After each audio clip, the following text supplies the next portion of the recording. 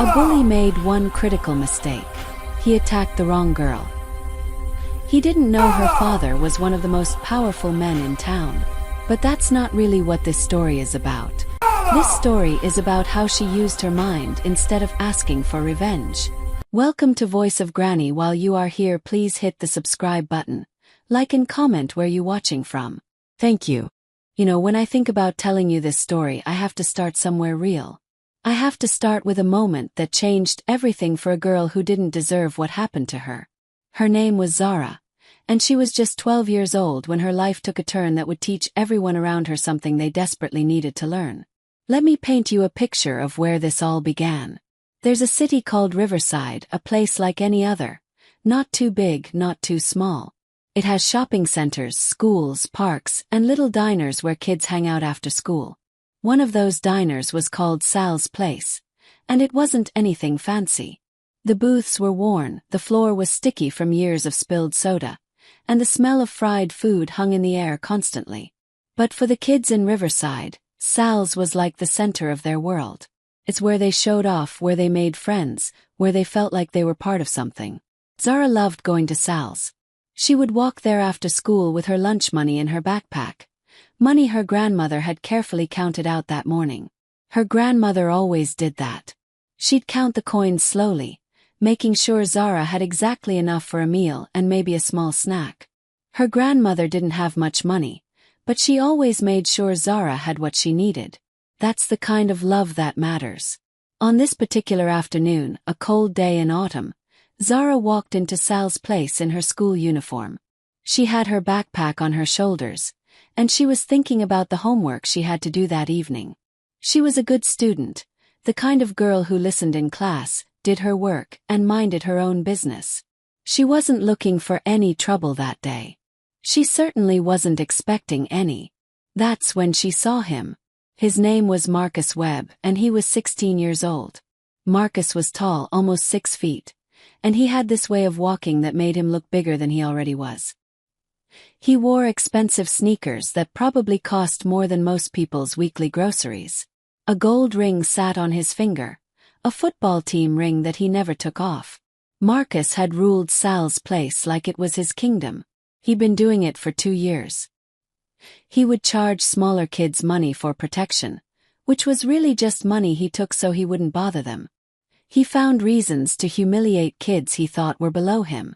And he had an audience, a group of friends who laughed at everything he did, who recorded his cruelty on their phones so they could share it online and get likes and comments. When Marcus saw Zara, something in him decided she would be today's target. Happened so fast. One moment Zara was walking toward an empty table, and the next moment, Marcus had his hand raised. His palm connected with her cheek so hard that it echoed through the whole diner. The sound was like a gunshot in a quiet room. Zara's whole body jolted from the force of it. Her backpack fell off her shoulders and hit the ground. Coins scattered everywhere. Those precious coins her grandmother had counted so carefully that morning. They rolled across the dirty floor in different directions. "Learn to walk straight, girl," Marcus shouted, his voice full of meanness and pride. Zara's face was burning, not just from the physical pain but from the shame of it. She could feel everyone's eyes on her. She could hear the laughter. She could hear the sound of phones being pulled out of pockets. This wasn't just violence, it was entertainment. It was content for social media. It was a show. But something happened in that moment that Marcus didn't see. Something important. Zara slowly got up, and when she touched her face where he'd hit her, there was no fear in her eyes. Just a kind of calm clarity, like she was seeing something everyone else had missed. If Marcus had been paying attention, if he'd really been looking at her instead of looking at his friends to see if they were laughing, he would have noticed that this girl was different. But he was too busy showing off. "Sorry," Zara said quietly, starting to gather her scattered coins from the floor. Those coins meant everything. That was her food for the week. That was her grandmother's love and care, literally scattered on a dirty diner floor. And Marcus, he wasn't done yet. He kicked the coins away, sending them rolling further across the room. "Sorry doesn't pay for my sneakers you stepped on," he said. his voice dripping with contempt.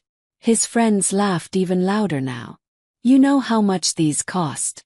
More than your whole house, I bet. The cruelty of that comment hung in the air. Zara knew he was probably right. She knew her grandmother's house wasn't worth much money.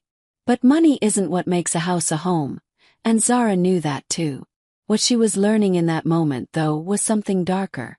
She was learning that some people measure their worth by what they own and who they can make feel small. But here's what Marcus didn't know. What nobody in that diner knew except Zara herself. She had already turned on the recorder on her phone. She had done it discreetly, hidden from his view. Her phone was now recording everything. Every word. Every moment of his cruelty. She slipped her phone under a nearby table where it could capture everything clearly. I want you to understand something important about Zara. She was 12 years old, but she wasn't just any 12-year-old. She had grown up in a family where strategy mattered, where information was valuable, where you didn't react with anger, you reacted with intelligence. Her father had taught her that. Her father had taught her that the smartest people in the room are usually the ones who say the least and observe the most. There was another person watching this scene unfold. Her name was Maria, and she worked behind the counter at Sal's place. She was a middle-aged woman with tired eyes and a job she needed to keep. She saw what was happening to Zara. She saw the violence. She saw the cruelty. She hesitated for just a moment, thinking about what she should do. But then she lowered her eyes and pretended not to see. Marcus was the son of an important businessman in Riverside. Zara was just another poor kid from the neighborhood. Maria made a choice to stay silent, and that silence was part of the problem. Marcus continued, pushing Zara against the wall now. He was really getting into his performance for his friends. My dad always says that people like you need to learn to respect people like us, he said. His voice harsh and cold. Maybe a harsher lesson will teach you some manners. That's when Zara did something that surprised everyone, including herself. She didn't cry. She didn't beg. She didn't act scared. Instead, she looked Marcus straight in the eye, really looked at him, and she spoke with a calm that was almost unsettling coming from a 12-year-old girl. My dad always teaches me about respect too, she said, her voice steady and clear. And he also teaches me about consequences. Marcus laughed, a harsh, arrogant laugh. Your father? What father?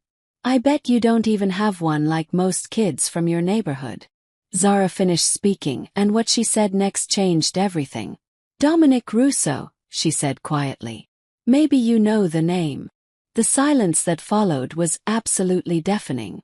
It was the kind of silence where you can hear your own heartbeat. Even Marcus, with all his teenage arrogance and privilege, had grown up hearing whispers about the Russo family. Stories told in quiet voices in bars and businesses across Riverside. Stories about how their problems seemed to disappear. Stories about businesses that ran without interference.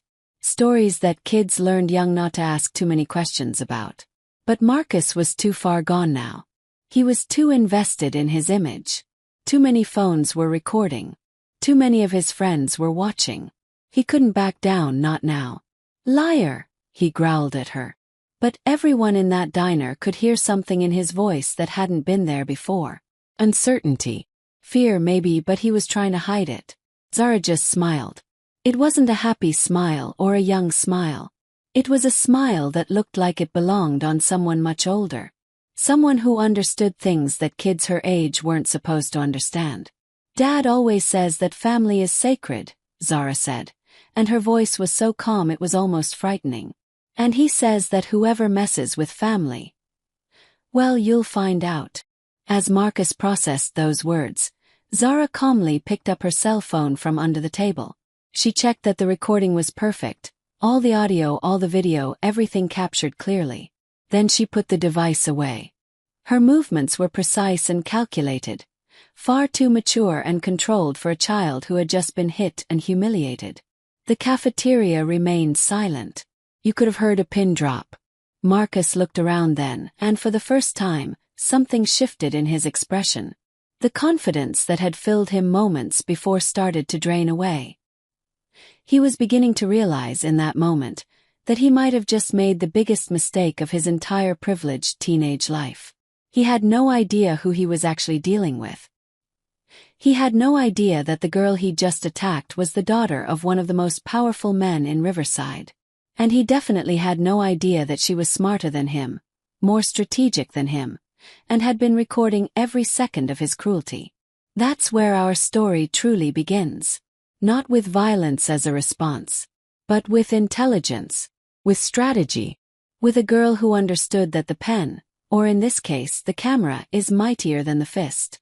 The days after that incident at Sal's place were tense, really tense. You could feel it in the hallways of Riverside High School, where both Zara and Marcus studied. Marcus had spent the first night after seeing Zara in a state of panic. He couldn't sleep. Every shadow outside his window made him jump. Every unexpected sound in the house sent his heart racing. He kept thinking about what Dominic Russo's daughter might do, what her father might do. The stories he'd heard about the Russo family came back to him in vivid detail. But as the days passed and nothing happened, Marcus started to feel differently. The fear began to fade. The panic gave way to something else, anger and a desire to prove that he wasn't afraid, that he hadn't done anything wrong, that a girl and her family couldn't actually touch him. That's when the real bullying started. It wasn't just random anymore. It was calculated. It was personal. Marcus had decided that if he made Zara's school life miserable enough, maybe she wouldn't be able to do anything to him. Maybe she'd be too focused on surviving day to day to bother with revenge. It was the logic of a teenager who thought intimidation could solve anything.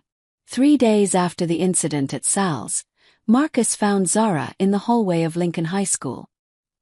He shouted her last name down the corridor, pronouncing Russo with deliberate contempt, like the word tasted bad in his mouth. "Hey, Russo," he called out. "Your Mafia daddy ain't going to protect you in here." Zara simply continued walking toward her math class, ignoring him, ignoring his friends who were laughing around him. She didn't give him the reaction he wanted. She didn't get angry. She didn't cry. She just kept walking. That only made Marcus angrier. The bullying escalated. Her backpack mysteriously disappeared from her locker for the 3rd time in 1 week. Someone stuck an offensive note in her desk, written in crude handwriting with mean words designed to hurt. Her textbooks went missing. Her homework was thrown in the trash. Her lunch was taken from her hands. Marcus was relentless, and his group of friends were just as bad, all of them following his lead, all of them trying to be like him. But here's what Marcus didn't know. Here's what nobody except Zara knew. Zara was keeping a record of everything. Every single incident was documented. Every date was written down. Every witness was noted. Every photograph was taken. When Marcus threw her backpack in the trash on a Monday, Zara took a photo of it and wrote down the time. When he threw her homework in the hallway on Wednesday, she photographed that too. When someone wrote that mean note and put it in her desk, Zara carefully preserved it and documented where and when she found it. At 12 years old, Zara had already learned from her father that documentation was power. Information was currency. And if you had enough of it, organized clearly and presented carefully, you could change the entire narrative of what happened to you. During lunch one day, Zara sat alone on the patio of the school, away from the crowds. She took out her phone and called her father. "Dad," she said quietly, "Marcus is escalating. He's testing boundaries, pushing harder each day." On the other end of the line, Dominic Russo's voice was calm and measured. He had a deep voice, with a slight Italian accent that came through when he spoke. He was a businessman officially. That's what people said. He imported goods, managed real estate, handled investments. But everyone in Riverside knew that there was more to Dominic Russo than what appeared on the surface. "Son," he said. He often called her that, even though she was his daughter. "Sometimes you have to let people like that hang themselves with their own rope. Keep watching. Keep learning. Document everything. Let him dig his own hole deeper." Zara understood what her father meant. This wasn't about immediate retaliation. This was about strategy. This was about letting the situation develop until the moment was right. The days turned into weeks. The bullying continued and continued. Marcus seemed to grow bolder each day, more convinced that Zara and her family couldn't do anything to stop him.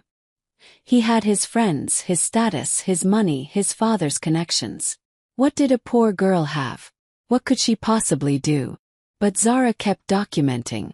She photographed every incident. She recorded conversations when she could do it safely. She collected witness statements from other students who had seen what was happening. She was building a case against Marcus, a case so detailed and so complete that it would be impossible to deny. Then came Thursday afternoon. Physical education class. Marcus decided to escalate things dramatically.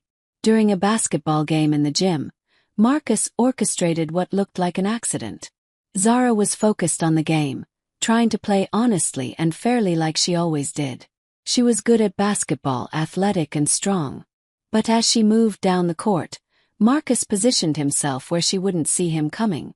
When she turned to pass the ball, his elbow came up and connected hard with her stomach. The pain was immediate and sharp. Zara fell to the ground, gasping for breath, her hands pressed against her middle. Coach Williams was right there. He saw the whole thing. He knew that it wasn't an accident. He'd seen Marcus do this kind of thing before. But Coach Williams also knew who Marcus's father was. He knew that the Webb family had connections and influence in Riverside, so he made a choice. He pretended not to see what had just happened. He called for a whistle like nothing was wrong and continued the game. As Zara was recovering on the floor, still struggling to breathe, Marcus leaned down and whispered to her, "Watch your step, Russo. Accidents happen when you don't know your place." Zara looked up at him, and even through the pain, her eyes held that same unsettling calm. She was documenting this too, storing it away in her memory, storing it in her phone's audio recorder that was still running in her pocket. The situation came to a head on Friday. It was during recess, and Marcus orchestrated something he thought would be perfect. He gathered 4 of his closest friends around him, and together they surrounded Zara near the bathrooms, in a spot where there were no security cameras. Marcus had been thinking about this for days. He'd looked at the school layout. He'd figured out where the blind spots were. He wanted to do something more serious now. Something that would really hurt her, physically and emotionally, but in a place where there would be no evidence. "You know what, Russo?" Marcus said, pushing Zara against the wall. His friends formed a circle around them, trapping her. "I'm tired of your Mafia stories. My dad knows everyone important in this town. If your family was really dangerous, I would have heard about it by now. Everyone would know about it." Zara looked at him straight in the eye, with that same calm that had characterized her throughout this entire ordeal. "Maybe you don't know the right people to hear the right stories," she said simply. "Liar," Marcus said, clenching his fist. "I bet your father doesn't even exist, just like most kids from your neighborhood. I bet you made the whole thing up." Zara's voice became quieter, but it was laden with an authority that shouldn't exist in a 12-year-old girl. "Be careful what you say next," she told him. Marcus hesitated for just a microsecond, but then his teenage arrogance kicked back in. "Or what?" he demanded. "Are you going to call your imaginary daddy?" Then Zara did something completely unexpected. Instead of backing down or defending herself, she simply smiled and pulled out her cell phone. "Actually," she said calmly, "that's a good idea." She dialed her father's number, and when he answered, his voice came through the speakerphone loud and clear. It was that voice everyone in Riverside knew from the news, from stories told in quiet corners, from the whispered respect and fear that surrounded his name. "Hi, Dad," Zara said. "I'm here with Marcus Webb. You remember I told you about him?" There was a pause on the other end of the line. Marcus could hear her father's breathing. He could feel the weight of this moment, though he still didn't fully understand what was about to happen. "Oh yes," Dominic Russo's voice came through. It was calm. It was polite. It was almost friendly in a way that was far more terrifying than any threat could have been. "The Webb boy, Son of the real estate developer, right? Interesting family. Let me speak with him. Zara handed the phone to Marcus without saying another word. He took it with trembling hands. His friends began to discreetly move away, backing toward the bathroom, not wanting to be part of whatever was about to happen. "Hello," Marcus said into the phone, his voice shaking. "Hello, Marcus Webb." Dominic's voice was calm and controlled. "I hear you and my daughter have had some misunderstandings." Marcus tried to speak, but his voice came out in a stammer. "Sir, we were just... Let me explain something about family," Dominic said, his tone never changing, never becoming threatening, but somehow more frightening because of that. "In my culture, family is sacred. Family is everything. When someone disrespects my family, when someone lays a hand on my family, it becomes my personal problem." Marcus swallowed hard. His mouth had gone completely dry. "I'm sure this was just a misunderstanding between young people," Dominic continued. "I'm sure you got caught up in the moment. But I want you to understand one thing very clearly, Marcus. My daughter Zara, she is polite. She is respectful. She is intelligent. She doesn't look for trouble. She doesn't want conflict. But me." Dominic paused for effect. "I solve problems. It's what I do. It's what I've done for many years." Marcus couldn't speak. He could barely breathe. "Now, I'm not threatening you," Dominic said, and that was somehow the most frightening part. He really wasn't threatening. He was just stating facts. "I'm just making sure you understand the situation. Give the phone back to my daughter." Marcus handed the phone back to Zara with hands that were visibly shaking now. Zara spoke to her father briefly in Italian, a language she'd grown up speaking at home, then said goodbye and hung up. "He enjoyed talking to you," Zara said to Marcus, her voice polite and composed, like they were having a normal conversation at school. "Dad always says it's important to get to know the families of my schoolmates." That night, Marcus Thompson found it impossible to sleep. Every shadow outside his window, every noise in the street made his heart race. He kept thinking about that voice on the phone. He kept thinking about what he'd learned about the Russo family over the years. Stories about businesses that never failed, about competitors who simply disappeared from the marketplace, about authorities who never seemed to ask many questions about the family's operations. He realized, lying in bed in the darkness, that he had made a terrible mistake. He had assaulted, humiliated, and threatened the daughter of one of the most powerful men in Riverside. A man who didn't make threats. A man who simply took action. Meanwhile, Zara slept peacefully in her home, as she always did when she knew that the pieces were moving exactly where they should be. The weekend was the longest of Marcus's life. He barely ate. He barely slept. He just waited, wondering what was going to happen when it would happen and how bad it would be. Saturday morning came, and his father received an unexpected call. Marcus's dad, Richard Webb, was a real estate developer. He was successful, well-connected, and used to getting his way. He was also about to learn that there were people in Riverside with more power than he had. "Richard," Dominic Russo's voice came through the phone, calm and professional. "This is Dominic Russo. I hear our sons had a little incident at school. How about we talk about this in person? I have some ideas about how our boys can get along better." The meeting was scheduled for Monday afternoon, at Dominic's office. Richard Webb spent the entire weekend in a state of anxiety that he tried to hide from his family. He had no idea what was about to happen. He tried to reassure himself that this was just a school matter, that it could be resolved like any other business negotiation. But deep down he knew better. He knew who Dominic Russo was. Everyone in Riverside knew. Monday arrived, and Richard drove to Dominic's office with his heart pounding in his chest. The office was in a beautiful building downtown. Nothing flashy, nothing that screamed organized crime or illegal activity. It just looked like the office of a successful businessman. The kind of man who had important connections and made important decisions. Dominic was waiting for him when he arrived. He was a tall man, commanding in his presence, but not in an aggressive way. He was dressed impeccably in a dark suit.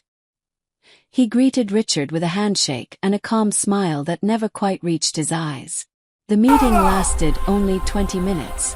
When Richard came out of that office, something had changed in him. He looked pale.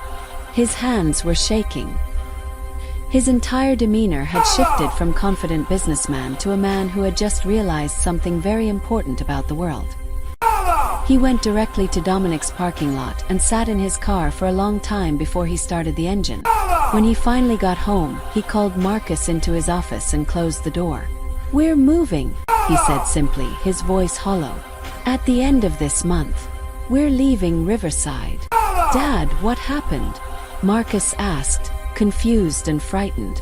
"What did he say to you?" Richard looked around. Even though they were alone in the house, even though there was no one to hear them, his paranoia had been triggered. "He showed me pictures," Richard whispered. "Photos of all our properties. Photos of our house. Photos of you at school, at your classes, at football practice. He had pictures of where your mother shops, where I have lunch every Thursday. He even knew the name of our dog's veterinarian, Marcus. That man knew everything about us. Everything. But he didn't make any threats, did he, Dad?" Marcus asked, his young mind still trying to process what was happening. "That's what was so terrifying," Richard said, running his hand through his hair. His hands were still shaking. "He didn't make any threats. He just showed me the pictures and told me about family being important to him. He told me that he hoped I would teach you about respecting other families. And then he said something else. He said, 'I solve problems, Richard. It's what I do.' And I understood. I understood that if anything happened to his daughter, if anything happened to his family, it would become his personal problem to solve." That afternoon, Marcus Thompson went to Riverside High School, and everything had changed. The students who had laughed with him now looked at him with fear and disgust. The teachers who had let his bullying slide now stood taller around him, watching him. His friends, the ones who had followed him everywhere, were nowhere to be found. Principal Peterson called him into her office midway through the morning. "Thompson," she said, her voice serious. "My office now." Marcus felt his legs buckle as he walked down the hallway. Was this about the meeting his father had with Dominic Russo? Was this about the assaults at Sal's place? Was this about something worse? In the office, Principal Peterson closed the door with a grave expression. "Your father called me," she said. "He said you and Zara Russo have had some disagreements. Would you like to explain what happened?" Marcus swallowed hard. How could he explain that he had assaulted the daughter of one of the most feared men in town? How could he justify hitting a girl, humiliating her, stealing from her? It was just a silly argument, Principal Peterson," he stammered. "An argument that resulted in you hitting her?" Peterson opened a folder in front of her. "Because we have witnesses, Marcus. And we have videos." Marcus felt the color drain from his face. "Videos? How did they get videos?" "Additionally," Peterson continued, "we have documented evidence of systematic bullying over the past several months. Multiple incidents. Multiple victims. Multiple witnesses." She opened the folder wider, and Marcus could see photographs, printed emails, screenshots of messages he'd sent to friends. Everything was organized chronologically. Everything was dated.